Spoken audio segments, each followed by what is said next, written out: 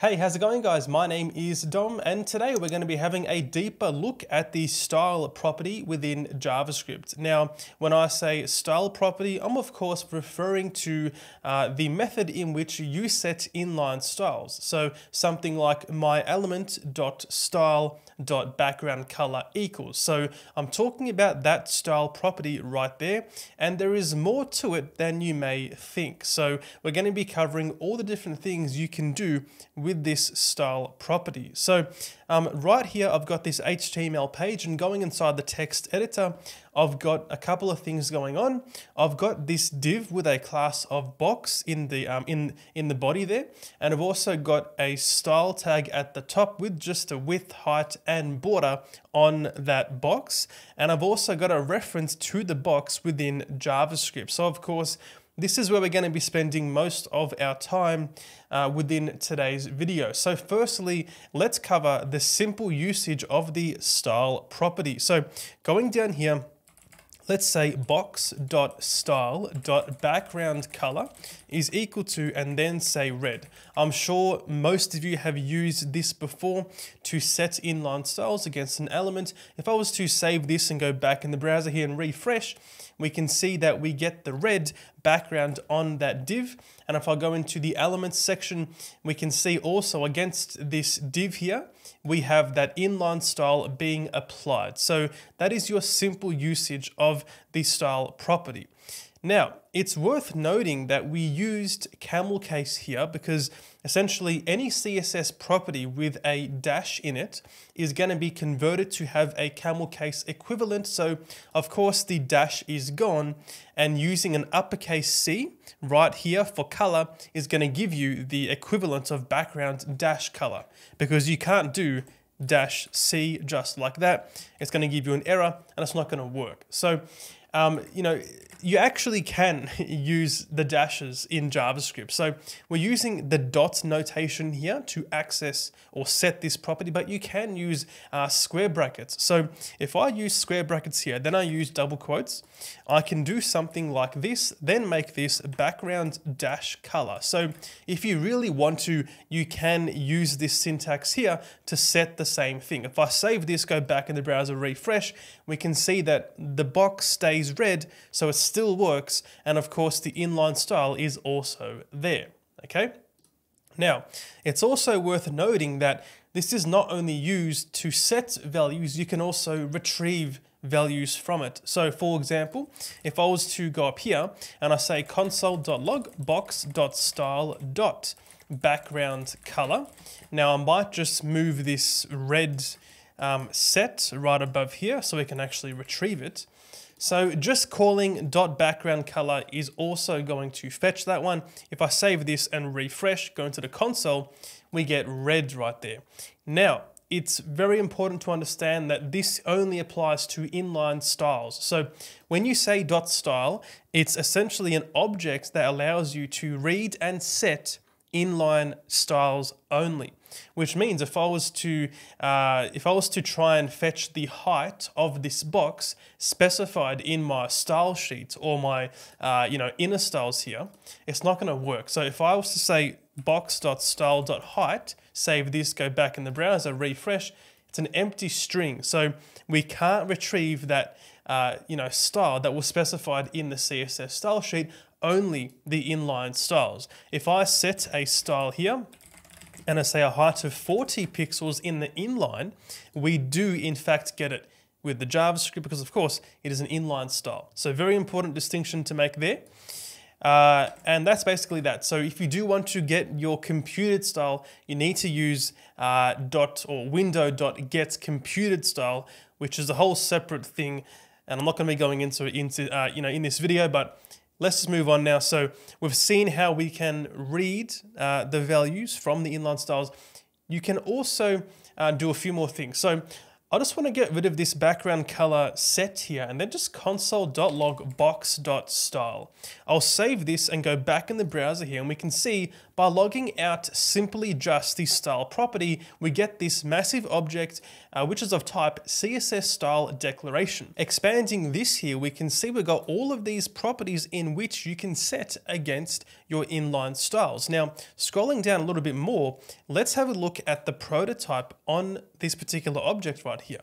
We've got quite a few things. We've got CSS float, CSS text, we've got get property priority, get property value, item, and so on. Now, I'm not going to be covering every single one of these methods here, but I do encourage you to explore these and see what you can find. But I'm going to be covering a couple of these ones right now, including get property priority, get property value, remove property, and set property. So all of these things I think are probably going to be the most used out of this set here. So let's get into them. All right. So the way in which you call these methods is quite straightforward. You simply say style dot and then your method name. So let's begin with get property value. So going back inside the text editor here, let's add an inline style to this box. We can say style, then say background dash color, and let's set this to be a red.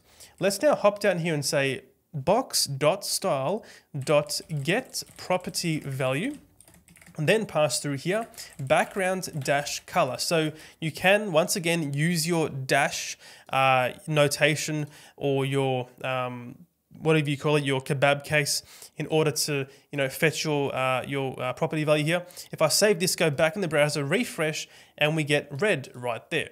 Okay, so you're able to, of course, fetch your property value using this method here. So this is, of course, it's more of an explicit way in order for you to access that value, as opposed to the dot notation like we saw earlier.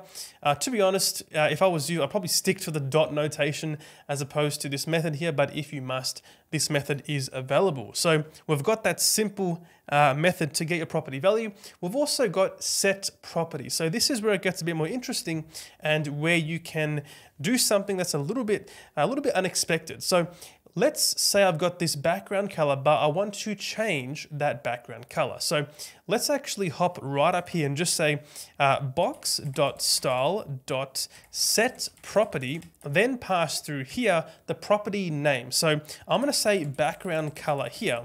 And of course, in this case, because I already have a background color on the box, it's going to simply update it as opposed to adding a new one. If I didn't have background color existing on the box, it's going to create that inline style. So the second argument here is going to be its value. Let's say 009578, the decode green color instead. I'm going to save this here, go back in the browser, refresh, and it's going to change the background color. And we can see now, upon console logging the get property value, we of course get that new background color in RGB form, as opposed to my hex, which I passed in. Okay, so we can see here very simply, set property is an alternative to simply saying style.background color equals. Once again, probably stick to the standard syntax, but this does exist if you wish to use it. Now, one interesting thing about this is you can actually set the importance flag against your property value using this technique. If I put a comma and I say importance just like this, I'll save this, go back in the browser, refresh now. Going inside the elements section, it's going to add exclamation mark important to the to the inline style. So you can also set that using this third argument. Nothing else can be provided to this third argument, so it's only used for the important flag, or in this case, they call it a priority. Okay, now speaking of the priority, you can retrieve that also. So I can say here box.style.getPropertyValue. Let's make this get property priority instead. I'll save this, go back in the browser, refresh here, and we get importance. Now, maybe the intention of this was something along the lines of maybe there was meant to be multiple priorities back in the day, not just important. So that's why there may have been a method like this. I'm only speculating. I don't actually know. But it is interesting that you can actually get your priority using that method right there. Now, the last thing to mention here is going to be the remove property method. And of course, as you may expect, this right here is going to remove your inline style. So let's hop down here, get rid of this console log. After updating the background color. Let's say I don't like it anymore, and I'm going to say box.style.remove property, and then pass through here background-color. I'll save this, go back in the browser, refresh here, and it is now gone. So out of all of these methods which I showed you, this one here is probably going to be used the most often by me. If I go inside the elements section, of course, the inline style is now blank, and we have no more background color. So the remove property was successful. Now, what is the alternative to doing this in the normal dot syntax or the dot notation? Well, in that case, you can simply set your value to be null. So the equivalent here will be saying box.style.backgroundColor is equal to null. And this right here is also going to clear the background color. I'll save this, go back in the browser, refresh, and it is now gone. Now, before wrapping up this video, I want to quickly mention that, of course, inline styles are probably not the absolute best way to go about doing certain things. Of course, there are use cases for many things in web development. Just because people say you can't use it doesn't mean you absolutely shouldn't. It just means you should try and avoid to in most situations.